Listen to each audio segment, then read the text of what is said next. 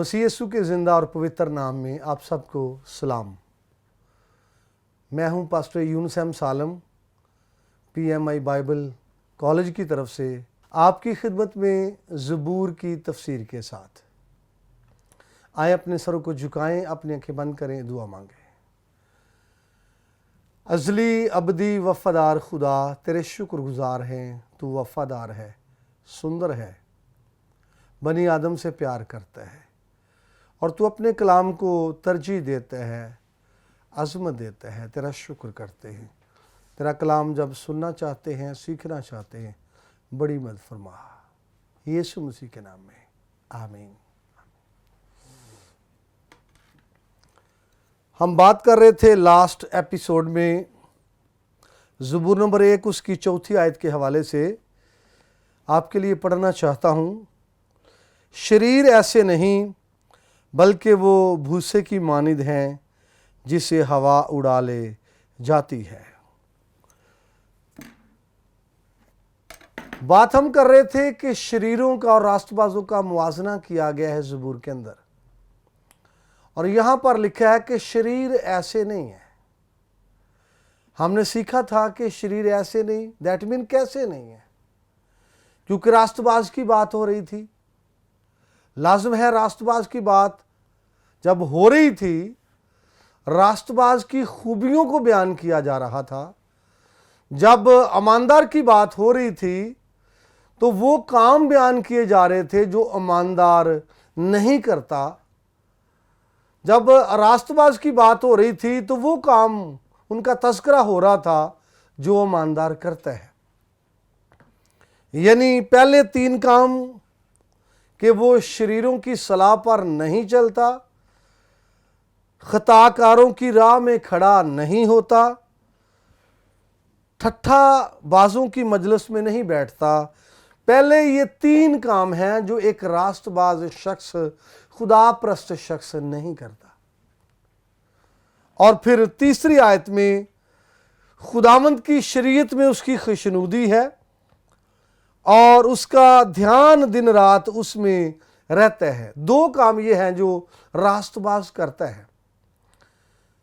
पहले 3 काम जो राष्ट्रबाज नहीं करता मगर शरीर करते हैं, और यहां पर 2 काम जो है राष्ट्रबाज करता है और शरीर नहीं करते। ये 5 काम, 5 खूबियां राष्ट्रबाज की। उसके बाद राष्ट्रबाज को तशबीह के तौर पर बयान किया गया है। दरख्त के साथ तशबीह है और उसके फल की बात है, उसके पत्ते की बात है, कहां पर उसका मकाम है उसकी बात है। ये सारी चीजों को मद्देनजर रखते हुए हम ये सीख रहे हैं, पर शरीर ऐसे नहीं। जैसे राष्ट्रबाज है, जैसे खुदापरस्त हैं,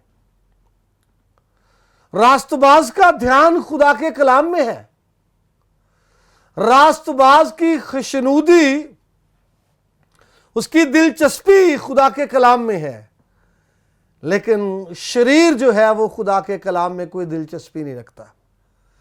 बल्कि शरीर तो खुदा के कलाम से बेजार होता है।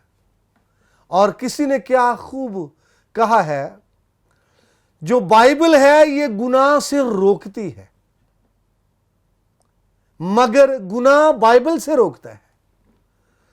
अगर किसी की जिंदगी में गुनाह का कब्जा है तो कलाम की तरफ बढ़ने के लिए वो गुनाह उस शख्स को रोकेगा। गुनाह का कब्जा है, बाइबल की तरफ जाने से गुनाह उसको रोकेगा। और अगर जिंदगी में खुदा का कलाम है, खुदा के कलाम से दिलचस्पी है, रग़बत खुदा के कलाम में है, खुदा के कलाम को स्टोर किया है, यकीनन ये खुदा का कलाम बदी की तरफ जाने से रोकेगा। यहां पर बात ये हो रही है, शरीर ऐसे नहीं है। यानी राष्ट्रबाज तो बचता है बुरे मंसूबों से, राष्ट्रबाज तो बुरी राहों में खड़ा नहीं होता, राष्ट्रबाज तो ठट्ठाबाजों में मजलिस में नहीं बैठता, लेकिन शरीर तो बाकायदा तौर पर जाता है ऐसी मजालिस में। शरीर तो बाकायदा तौर पर अटेंड करता है ऐसी मजालिस को। फिर रास्तबाज का जो दिलचस्पी है, उसका जो खुशनुदी है, उसकी जो खुशी है, जो रगबत है, उसकी जो डिजायर है, ये खुदा के कलाम में है। लेकिन शरीर की डिजायर, शरीर की दिलचस्पी खुदा के कलाम में नहीं है। जब हम डिजायर की बात करते हैं तो इसकी बड़ी काइंड्स हैं, ख्वाहिश की इकसाम है बड़ी। वो जिस्म की ख्वाहिशात हो सकती है जिनका तोलक हमारी जिस्म के साथ है, और वो दुनियावी ख्वाहिशात हो सकती हैं, और वो अच्छी ख्वाहिशात हो सकती हैं रूहानी तौर पर। तो यहाँ पर ये एक अच्छी ख्वाहिश है कि रास्तबाज की जो खुशनुदी है वो खुदा के कलाम में है, रास्तबाज की तड़प खुदा के कलाम में है। लेकिन शरीर के अंदर ये तड़प है ही नहीं खुदा के कलाम के लिए। शरीर के अंदर दिलचस्पी नहीं है खुदा के कलाम के लिए। बल्कि अगर हम ख्वाहिशात पर बात करें तो शरीर के अंदर ऐसी ख्वाहिशात हैं जो खुदा को पसंदीदा नहीं है। ख्वाहिशात को मद्देनजर रखें तो इसको हम 3 इकसाम में बांट सकते हैं। अच्छी ख्वाहिश है और बुरी ख्वाहिश है, और नंबर 3 कॉमन ख्वाहिश है, न्यूट्रल ख्वाहिश है, जो ना अच्छी है और ना बुरी है। उससे खुदा को कोई सरोकार नहीं है, ना उससे खुदा नाराज है और ना ही खुदा उससे खुश है। ये आम ख्वाहिश है, इस पर हम थोड़ी बात करेंगे। यहां पर यह अच्छी ख्वाहिश है कि रास्तबाज का ध्यान खुदा के कलाम में है, उसकी खुशनुदी खुदा के कलाम में है। ये अच्छी ख्वाहिश है। आपको बताना चाहता हूं, दाऊद हैकल बनाना चाहता था। उसके अंदर यह था कि मैं खुदा का घर बनाऊं। और जरा गौर कीजिए ये कैसी ख्वाहिश है खुदा के घर को बनाने के हवाले से, अच्छी है या बुरी है। उसने मटेरियल जमा किया, उसने सोना जमा किया, उसने चांदी जमा की, उसने पीतल जमा किया, पत्थर लकड़ी जमा किए, लोहा जमा किया ताकि खुदावंद को घर को बनाए। वो अलग मौजू है कि उसने बनाया है या नहीं बनाया।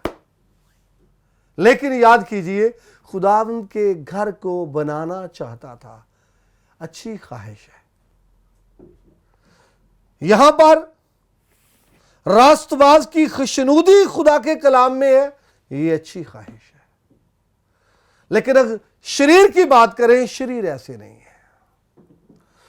शरीर की रग़बत किसी और तरफ है। शरीर के अंदर तड़प कोई और है। शरीर के अंदर भूख और प्यास कोई और है। शरीर गुनाह करना चाहता है। शरीर गुनाह को पसंद करता है और शरीर की दिलचस्पी गुनाह में है। इसलिए तो लिखा है, पर शरीर ऐसे नहीं है। इसलिए तो है, शरीर ऐसे नहीं, लेकिन शरीर ऐसे नहीं, पर शरीर ऐसे नहीं। क्योंकि मुआसना है रास्तबाजों का और शरीरों का। बड़ी खूबियां बयान की है रास्तबाजों की, और जितनी खूबियां रास्तबाज की बयान की है उनमें से कोई भी शरीर में नहीं है। यही मुसन्निफ कहता है। बल्कि शरीर की जिंदगी रास्तबाज के ऑपोजिट होती है। शरीर के पास बदी के मंसूबे होते हैं। और याद करें, शरीर ऐसे नहीं है। अगले हिस्से में जाएं तो लिखा है, बल्कि वो भूसे की मानद है। रास्तबाज को भी तशबीह दी गई थी और शरीर को भी क्या दी गई है? शरीर को भी तशबीह दी गई है। रास्तबाज को दरख्त के साथ तशबीह दी गई थी और शरीर को भूसे से। हाँ जी। और नोट करें, जब रास्तबाज को तशबीह दी गई ऐसे दरख्त के साथ जो हरा भरा है, जो सरसब्ज है, जिसका पत्ता मुरझाता नहीं है, और जो फलदार है, और जो फलता है अपने वक्त पर, लेट नहीं होता, जो कामयाब है। सादिक को अच्छे दरख्त के साथ जो फलता है, बढ़ता है, फल देता है, हरियावल है, सब्जा है, उसके साथ तशबीह दी गई है। लेकिन इस शरीर को किसके साथ? भूसे के साथ। भूसा खुश्क है, कोई हरियावल नहीं, सब्जा नहीं है, कोई ये बढ़ता नहीं है। भाई दरख्त जो है वो फल देता है, दरख्त जो है सरसब्ज है। और हम जानते हैं ये जो सब्जा है मेंटली तौर पर एक तस्कीन का काम करता है। हरियावल जो है ये खुशहाली की अलामत है, हरियावल जो है ये खुशखबरी की अलामत है। और जो भूसा है ये खुश्कसाली की अलामत है। किसकी अलामत है जी? खुश्कसाली की। और खुश्कसाली के जो आसार हैं, खुश्कसाली का जो बयान है, क्या वो शादमानी पैदा करेगा? भाई नहीं। आप हरियावल को देखें, हरियावल शादमानी पैदा करेगी। सब्जे को देखें, शादमानी पैदा होगी। सार सब्जो शदाब, मेंटली तौर पर एक तस्कीन आपके पास होगी। लेकिन जब आप खुश्कसाली की बात ही सुनेंगे, आप मेंटली तौर पर अफसुर्दा हो जाएंगे। तो जो भूसा है ये खुश्कसाली की अलामत है, क्योंकि बात हो रही थी शरीर ऐसे नहीं है। भाई शरीर सर सब्ज नहीं है, शरीर परवान नहीं चढ़ते, शरीर उस दरख्त की तरह उनको फल नहीं लगता।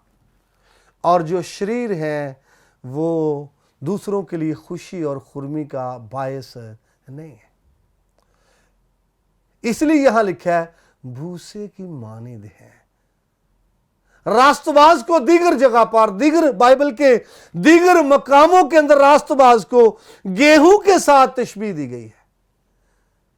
और गेहूं के बारे में लिखा है मालिक उनको खत्ते में जमा करेगा, खत्ते में। और भूसी को क्या करेगा? वो जलाएगा। बात हो रही थी रास्तबाजों की। यहां पर जब उनका मुवाजना शरीरों के साथ हो रहा है, शरीरों को फल नहीं लगता, शरीर सर सब्ज नहीं है। अगर हम फल की बात करें तो शरीर का फल ऐसा है जो पसंदीदा नहीं है। शरीर का फल ऐसा है जो काबिल कबूल नहीं है, क्योंकि अच्छा दरख्त अच्छा फल लाता है और बुरा दरख्त बुरा फल लाता है। और जो बुरा दरख्त है अच्छा फल नहीं लाता।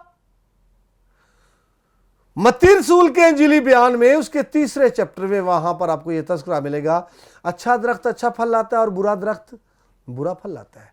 अच्छा दरख्त रास्तबाज को कहा गया है और बुरा दरख्त शरीर को कहा गया है। और लिखा है बुरा दरख्त अच्छा फल नहीं ला सकता और अच्छा दरख्त बुरा फल नहीं ला सकता।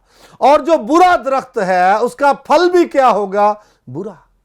और जिसका फल बुरा होगा उसकी अदालत शुरू हो जाएगी।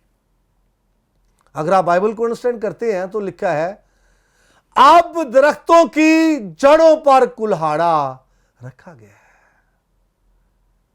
जो दरख्त अच्छा फल नहीं लाता उसकी बात हो रही है, उनकी जड़ों पर क्या रखा गया है? कुल्हाड़ा। और दरख्तों पर कुल्हाड़ा रखा जाना, दरख्तों की जड़ों पर कुल्हाड़ा रखा जाना, ये उनकी अदालत की निशानदेही करता है। और यहां पर जो आप ध्यान से इसको अगर आपने सुना है तो जब शरीरों को तशबीह दी गई है तो आगे उनकी जो ये हवा उड़ा ले जाएगी, ये उनकी अदालत की बात हो रही है। तो सेम जिस तरह से रास्तबाज को तशबीह दी गई थी, शरीर को भी तशबीह दी गई है। और रास्तबाज की पायदारी है, रास्तबाज की कामयाबी है। लिखा ना जो कुछ वो करे बारवर होगा, दैट मीन फलदार होगा। क्यों? उसकी खुशनुदी खुदा के कलाम में है, उसकी दिलचस्पी खुदा के कलाम में है, इसीलिए। और कभी इसके साथ हम अटैच करें यशुआ की किताब 1 बाब उसकी 8वीं आयत, बड़ी खूबसूरत आयत है। जब वहां पर हम पढ़ते हैं तो लिखा है कि शरीयत की ये किताब तेरे मुंह से ना हटे, तुझे दिन रात इसी का ध्यान हो। और यहां पर जब हम राष्ट्रबाज की खूबी पढ़ रहे थे, वो भी ऐसा था कि दिन रात उसका ध्यान खुदावंद की शरीयत में, दैट मीन खुदावंद के कलाम में है। यीशुआ को भी यही कहा जा रहा है कि दिन रात उसका ध्यान हो, तब ही तुझे इकबाल मंदी की राह नसीब होगी। इकबाल मंदी की राह नसीब होगी और तू खूब कामयाब होगा। कामयाबी का तलक जो है रास्तबाज से है। कामयाबी का जो तलक है वो खुदा के लोगों से है। शरीरों के लिए तो नाकामी ही नाकामी है, शरीरों के लिए कामयाबी नहीं है। भाई याद करें, दरख्त जो पानी की नदियों के पास लगाया गया है, वक्त पर फलता है, पत्ता नहीं मुरझाता, सर सब्ज रहता है। भाई पत्ता जब मुरझाएगा तो फिर खदशा है, ये सूखने की तरफ उसका इशारा हो सकता है। मुरझाएगा, फिर जर्द होगा और फिर खुश्क हो जाएगा। बड़ा खूबसूरत गीत है डॉक्टर हिजकिल सरोज साहब का, शायरी इसमें है, जर्द शाखों को हयाते नो मिली। यहां खूबी है, जिस दरख्त के साथ तशबीह दी जा रही है रास्तबाज को, उसका पत्ता भी नहीं मुरझाता। यानी वो कायम है, वो कामयाब है, फलदार है। लेकिन जब शरीर की बात हो रही है, भूसे की मानद है और उसको भी हवा उड़ा ले जाती है। ये शरीर की नाकामी की बात है। देखिए, पहले तो तशबीह उसको भूसे के साथ दी जा रही है, जो खुश्क साली की तरफ उसका इशारा है, सब्जा शादमानी है, और ये भूसा जो है खुश्क साली की तरफ इशारा है, परेशानी की तरफ इशारा है। भाई खुश्क साली है तो परेशानी है, खुश्क साली है तो मायूसी है, आगे उसको पायदारी नहीं। लिखा है उसको हवा क्या करेगी, उड़ा ले जाती है। हवा उड़ा ले जाती है। ये हवा का उसको उड़ा कर ले जाना, ये शरीर की अदालत की बात हो रही है। मैं बात कर रहा था कि दरख्तों की जड़ों पर कुल्हाड़ा रखा गया है, और जड़ों पर कुल्हाड़ा, ये शरीर की अदालत की बात थी। और जब किसी की अदालत का वक्त आता है, यकीनन वो कायम नहीं रहता। यहां पर लिखे हवा उसको उड़ा ले जाती है। भाई मादी तौर पर जो है भूसा, हवा उसको उड़ा ले जाती है और वो उसको बखेर देती है और उसका वजूद खत्म हो जाता है। तो ये खुदा की अपनी बात है, जब खुदा अदालत करता है वो किसी चीज को भी आलाकार बना सकता है।